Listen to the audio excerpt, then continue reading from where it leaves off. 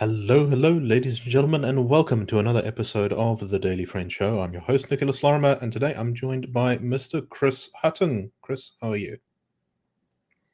Hi, Nick. I'm doing all right, thank you. End of another week in South African and geopolitical developments. So, yeah, looking forward to our conversation today, what we can figure out in terms of what's been going on. Every day feels like it's just more and more. So let's see what we can focus on to everyone's benefit. Indeed. I must apologize to listeners and viewers before we get into the show. I'm not feeling great today, so this show may be a little bit low energy, but we will endeavor to give you good content nonetheless. I will say the one thing we're definitely not talking about today is the little war that's broken out between Cambodia and Thailand, because I have no idea what's going on, and I would be lying to you if I tried to convince you that I had any sort of knowledge on what's going on in that. So let's stick to things we know about. Not that I'm pretty sure people are not champing at the bit anyway to to find out what's going on there. So yeah, first story today. I think it was a nice piece, something we've heard before, but always good to see it in the pages and the media. And this was comments by one of the country's best political analysts, Moeletsi Mbeki, who for a very long time has had a very radical difference of opinion with his brother, the former president, and he just kind of laid it all out about how South Africa can turn our situation around. So he was speaking at an event hosted by the F.W. de Klerk Foundation on inclusive economic growth. And Mallet Becki said that to unlock the South African economy, the public sector, including state-owned enterprises and municipalities, should be halved, and we should repeal BEE to grow South Africa.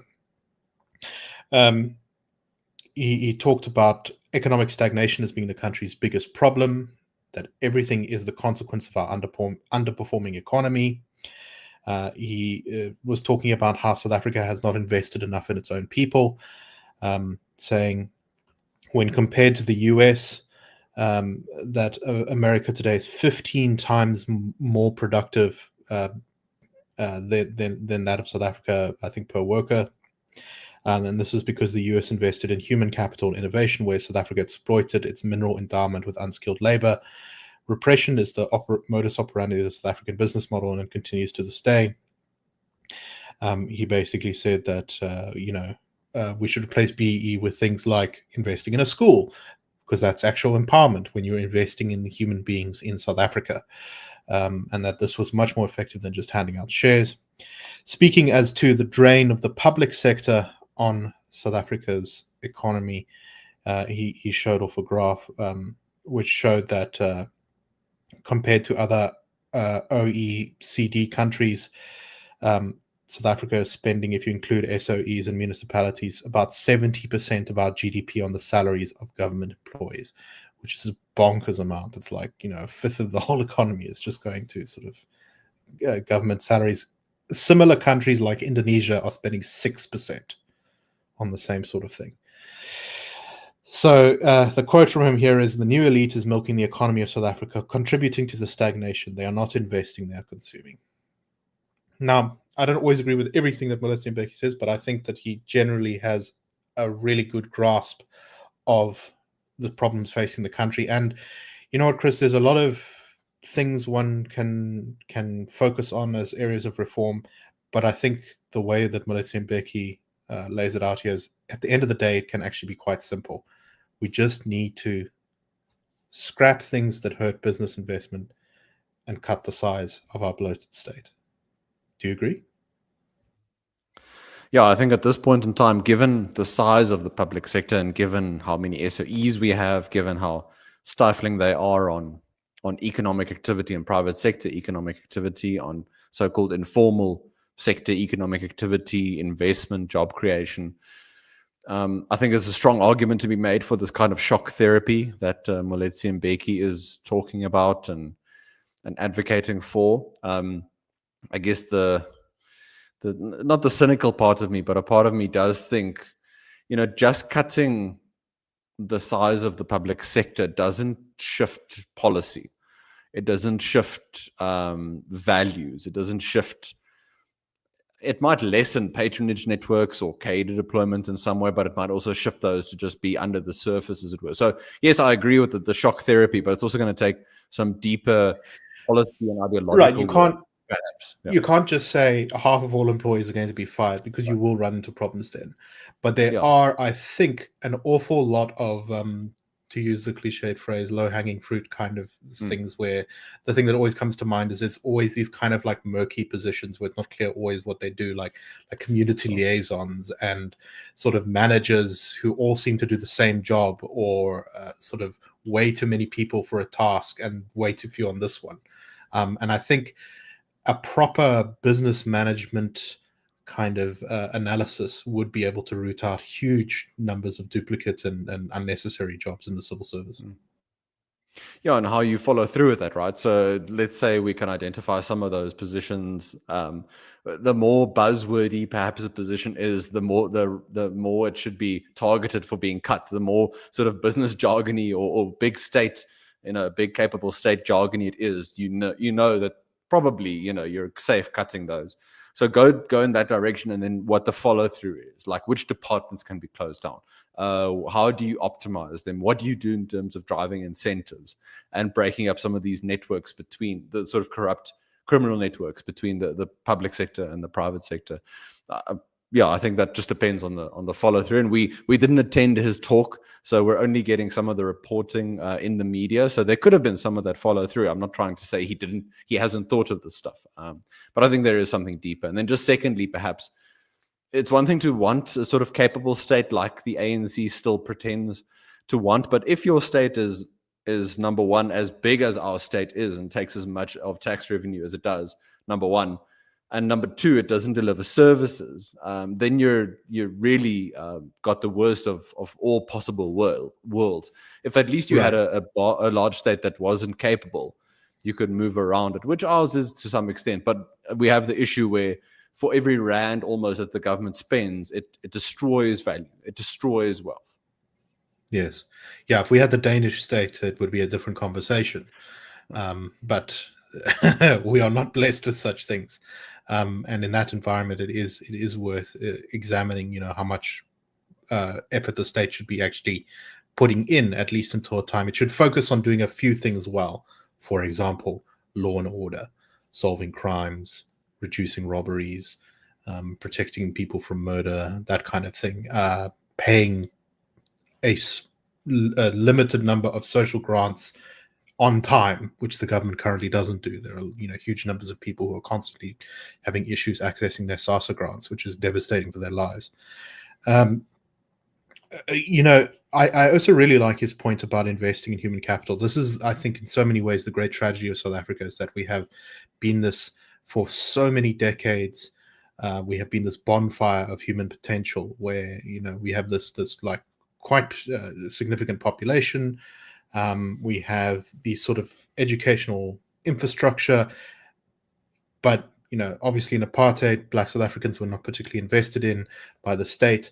But then, going into democracy, our education system has been a great weakness of the country's governance, and we've just seen people's potential to become sort of productive, active engagers in South Africa's economy and the world economy just being left to rot. And that is the great tragedy of millions of people's lives, unfortunately. And until we turn that around, South Africa is going to continue to kind of, I think, be stuck in this rut that we're in at the moment. And just on that point, to mention how there's a temptation in South African sort of policymaker circles to say, look, we need to go back to things like manufacturing, mining, some of those kinds of sectors. And I don't know if that takes cognizance of where the region and where the world is moving in terms of those investments in human capital. So I don't want to discount the labor absorption potential of those two sectors. But if one undercuts what you're talking about and what Moeletsi Mbeki talks about, you can get those sectors going with reliable electricity supply, reliable trade infrastructure, getting a bit of a handle on crime and labor regulations. But you don't then set it up from a more value adding. You don't set citizens up from a value add point of view in the medium to long term that some countries like China have managed to do at this point in time. And I think Vietnam is also doing. Yeah, I mean, I think one of the keys is simply not to try and micromanage which sectors you want to grow in the country. Let the market figure out which ones will do well in your country. I mean, I don't think there was anyone in the Indian government in the 90s who said, right, we're going to do IT and call center services.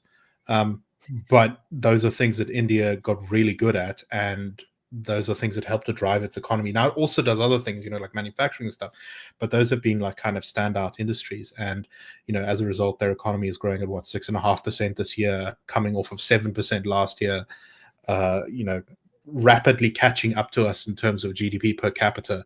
So, having the Competition Commission micromanage every single economic decision is not going to get you there any faster. Okay,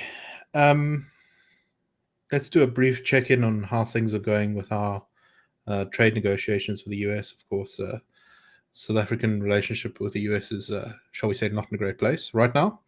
And I see there's reporting in News 24 that South Africa this week has signed a new agreement that lays the groundwork for a final trade deal with the US, but the details are not clear. This was announced in Parliament by Minister of Trade, Industry and Competition, Parks Tau.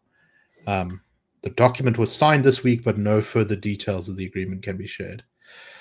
I don't know. What do you make of this, Chris? Yeah, I'm also not too sure what to make of it, but I think given the progression of the US-South Africa Bilateral Relations Review Act in the House Committee, given that you had bipartisan support for that particular piece of legislation, that it's to South Africa's detriment, not only the tariff situation, but to assume that you can just go to the US with a purely technical trade-focused deal in the sort of older school, and when I say old school, I mean pre-second Trump administration, to think that only trade matters are going to impact on trade deals, to not think that there are going to be other things that the Trump administration is considering. If you also take into consideration that the Minister of Agriculture, John Steenhuisen, earlier this week indicated that South Africa had submitted an initial trade deal or package, and the US indicated it wasn't ambitious enough, and the offer was subsequently revised with more quote-unquote generous terms, but there hasn't been feedback again after that. So if one, do you take both Minister Steenhuisen and Minister Tau at their word? And if you do, is Minister Tau playing to a given audience where he was speaking this week to make it look like there's been progress purely on the trade deal front, whereas in actions in Congress and in all other parts of the US administration, there's no reason to think that the US would be keen on a trade deal with South Africa, especially, again, if it just focuses on buying American gas or lowering tariff barriers in South Africa to American pork exports. If it doesn't address some of those more substantive values, ideological policy questions that the US has tried to communicate in various ways because it's not landing with the South African government, why would one think that we're close to making any kind of deal? And then also keep in mind the consideration that for President Trump, his colleagues, like the Secretary of State, like the Treasury Secretary, Scott Bessent, it is to their benefit, and they don't really have anything to lose in not yet committing to a trade deal with South Africa. To keep this dangling over South Africa, it's another useful tool. And they're negotiating a huge number of trade agreements at the moment. Right. So, let's just say that I'm pretty sure, based off of everything I've read, that they're a little bit, shall we say, overstretched administratively at the moment. And if we're going to be put at the bottom of the inbox, I think that's very likely, particularly when, as you say, we're not exactly making a strong case for ourselves with that relationship. Also, Well, we'll sorry, have Nick, just to go ahead. add, Howard Lutnick also earlier this week, he indicated, I mean, given, just to highlight and support what you said around the number of trade deals, but Howard Lutnick also in the administration said that lots of the countries that they're negotiating with, especially in the Caribbean, in Latin America, and Africa, so-called smaller countries, they'll just be given the baseline tariff of 10%, and then the US will deal with them, will go with each one accordingly. I think also based on how those countries react and what they bring to the US in terms of how do you grab the US's attention when it's negotiating with more than 100 trading partners, and it has to this week. A lot of the focus, I think, in the oxygen has been on the potential deal with the European Union, which might come in around 15%. The European Union is a much more important trading partner to the US than South Africa is, and there's much more other political considerations for them to deal with from an import-export point of view. So if the baseline is 10%, you possibly get another 10% from the BRICS alliance association that South Africa has to deal with, possibly then the 30% that is specifically designated on South Africa. I'm trying to say, what can we assume, if one is assuming, that the South African government has done to convince the Trump administration to lower the 30% by any notable amount? And, let's say we get that 10% and we get the same rate as Botswana or something. And, you'll see governments say, well, this is a great win. You see, we reduced the tariffs and we are now being treated the same as other African countries, whatever. But the truth is our economy is so uncompetitive that having something like a 10% tariff on our stuff is going to still have a really bad effect on a lot of our exports. So it really won't be some great victory.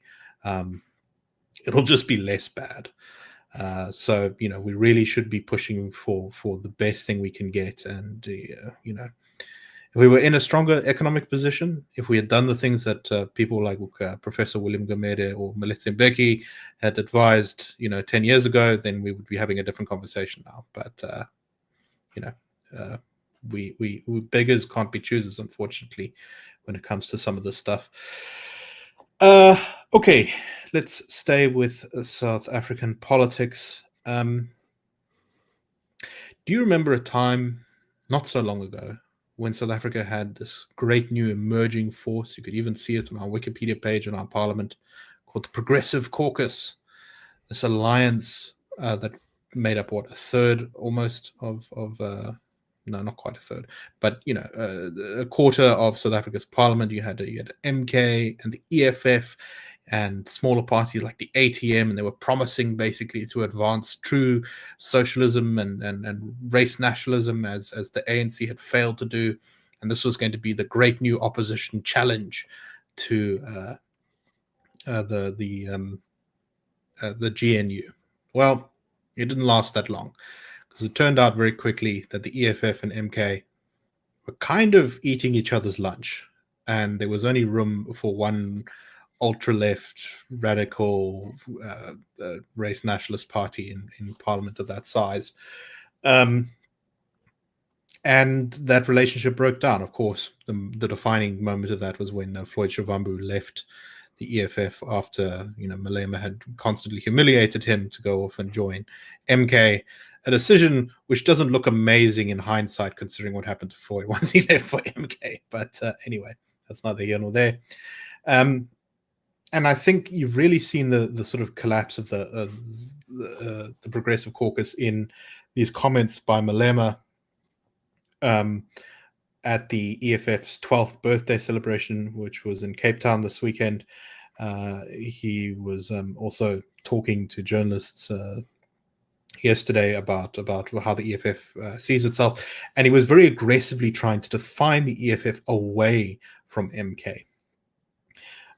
He's saying that the EFF he claims, will see a surge in support in the Western Cape, the Eastern Cape, and that MK is interested in the politics of KwaZulu-Natal and exists mainly in that province. He then went on to say, quote, "Our facts are backed by our research. We will never be reduced by the MK. There is no MK that will do that to us." Malema said that it will reduce the tribalists, not the progressive South Africans. There is no MK that can replace us ideologically, politically, or otherwise. he pointed out MK's various mistakes, such as when they hilariously voted for the budget despite opposing it in Parliament, which they did recently, when their chief whip said that basically she had made a mistake because they had voted against every single departmental budget, but then voted for the overall budget because they didn't seem to understand what was going on. So basically, Malema is saying, with thinking's man, ultra-left party, we're not like tribalist rabble rousers. We are the true sons of the revolution, or something like that. That seems to be the pitch he's making. Doesn't seem to be working. All the polling data and sort of discussions I've heard about or seen suggest that the EFF is in huge trouble, down kind of below possibly even 5%. Who knows if that's going to be the next election result they get. But I don't know, Chris, what do you make of all this? I mean, it really seems like Malema has realized that his alliance with Jacob Zuma's party was actually a huge strategic blunder. Yeah, and given that the EFF and MK have to fish in quite a small progressive pond in South African politics, given that more than less of the citizenry and the eligible voters are center and center right, it becomes more of a contestation to try and define yourself as the true progressive, leftist vanguard of the revolution trademark. And how you differentiate yourself from a party like MK, where the narrative and the momentum around MK going into the elections last year and even after the elections, despite the challenges at the top in terms of leadership and things like what their chief whip did in Parliament this week, the momentum and the perception around MK has been of a sort of shooting star on an improving trajectory versus the EFF as this declining organization isn't what it once was. So number one, from a rhetoric point of view, from an optics point of view, MK has taken up a lot of that. And for the EFF to turn around that momentum, you'll have to see it in things like actual elections and in by-elections across the board this year. I know by-elections, take it in isolation, look at the trends over time, but the EFF just hasn't performed. I mean, MK this past week has grown in by-elections outside KZN. So it is showing signs of potential outside what would be termed its traditional sort of base, as it were. So for Malema, the EFF, the leadership, serious challenges ahead. How they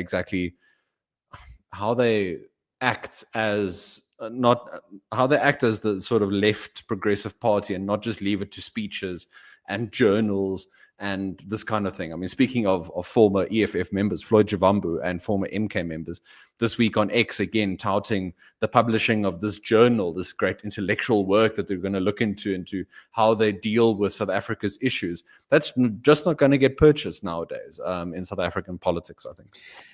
Yeah, the sort of the EFF, radical ANC, MK bloc, or not MK, I think MK is the exception here. They sort of are often under this impression I get that they really think that South Africans are like sort of dyed-in-the-wool communists, and that there's this great true mass support for nationalizing everything and destroying private property and whatever. And it's just not true. Like, the reality is that an enormous percentage of EFF supporters were not really there for the radical racial rhetoric. They were not really there for the socialism, the communism. I mean, there's definitely the core of the EFF support, and you see that because of the fact that they get so many votes from students, is definitely that stuff. But so many supporters of the EFF, in my experience, and I believe also you can find this in data, are actually far more moderate than you'd assume. They liked the EFF because it seemed to be very anti-ANC for a time. They liked the EFF because they thought that it was sort of passionate and energetic. They liked the EFF because it looked like it was taking on Zuma and corruption and all these things. Now, obviously don't agree with those assessments, but that was a view that a lot of South Africans had.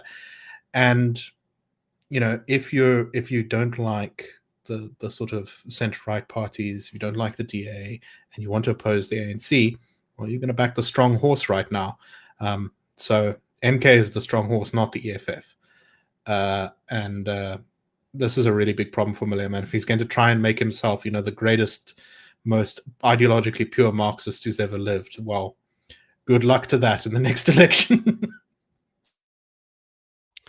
Yeah, look, if you as the EFF, you're declining. So one of the things that could help you regather some momentum and just assuage concerns amongst never mind your leadership, but your base, is finding some kind of external target or focus. I mean, the ANC could use these potential sanctions from the US as a sort of uniting force for the ANC, and try and say that the ANC is defending South Africa. So that's another example of how this kind of thing for a declining political party could be used. I just don't think Malema I don't think Zuma and MK is going to be this target that he thinks it is. In giving it so much oxygen and airtime, he might just give more people in the EFF and who might be sympathetic to it incentive to look into MK and supporting MK. Because again, if it's occupying so much of your own platform, what does it say about what you offer voters? If not trying to sort of indirectly say, maybe we're not that great as a progressive left action revolutionary force trademark.